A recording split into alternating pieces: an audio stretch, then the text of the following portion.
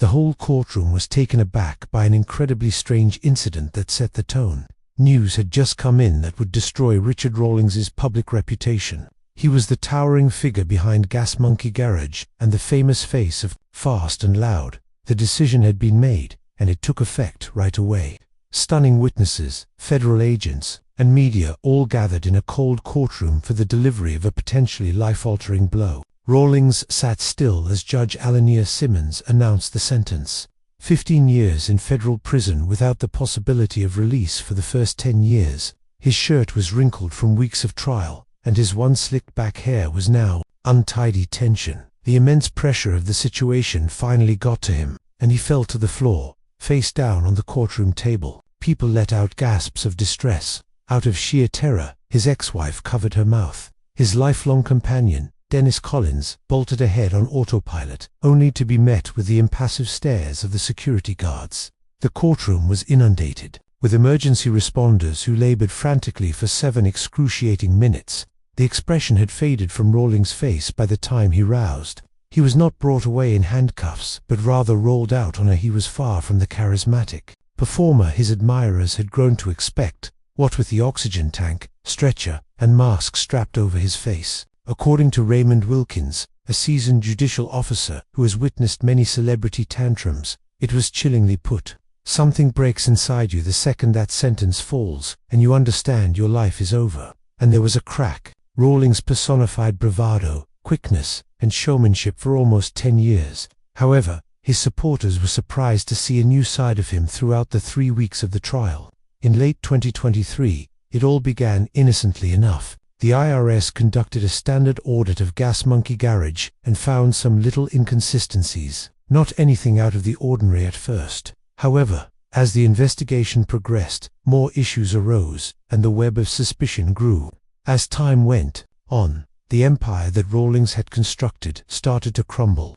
Something far deeper was revealed by what appeared to be tax concerns at first. Unusual spending habits, questionable international bank accounts, and complex webs of anomalies were unearthed. Throughout the audit, records, Martinez Suarez, a former IRS investigator, said that the evidence pointed to traditional financial wrongdoing. However, the subsequent discovery was completely unexpected. An extremely complex VN fraud plot was uncovered by the prosecution. Car industry. Supposedly, Rawlings had supervised the deliberate change of vehicle identifying numbers on dozens of vintage cars sold by Gas Monkey Garage over the period of nearly 8 years. These were more than clerical mistakes. Scamming occurred on a massive scale. There was evidence to imply that many of the exotic vehicles showcased on his TV show were actually just regular models dressed up with fake vines and fake paperwork. Thanks to the premium prices they charged for their customized vehicles, Rawlings and his crew made millions of dollars in illicit gains. During their deliberations, the jury saw clips from Fast and Loud in which Rawlings gushed over unicorn finds or extremely rare vintage automobiles that seemed to float on air. Using expert testimony in those films, the prosecution argued that finding so many valuable artifacts in such a short amount of time is statistically very unlikely. There was a problem. The autos themselves weren't the only targets of the deceit. According to information provided by Assistant U.S. Attorney Caroline Morales, Rawlings had fabricated whole narratives around these cars. Vendor of fodgings, even the most jaded automobile collectors fell for the documentation, false build sheets, and counterfeit providence papers. Federal wire fraud statutes imposed heavier penalties because some of these vehicles were sold worldwide. From the confines of his own garage came the most damaging testimony. 3 departing workers uncovered a secret room in the store that had VN modification equipment. During filming, this region was supposedly off-limits and accessible only to Rawlings and a small group of people. In his final remarks, prosecutor Daniel Keller hammered the issue home, claiming the public's perception of a genuine restoration company was actually a ruse for a meticulously planned fraud. The defense team for Rawlings attempted to provide an alternate narrative. They said he was just a genuine auto enthusiast who may have bungled some paperwork, but had no malicious intent. The evidence was too strong for defense counsel James Westfield to overcome.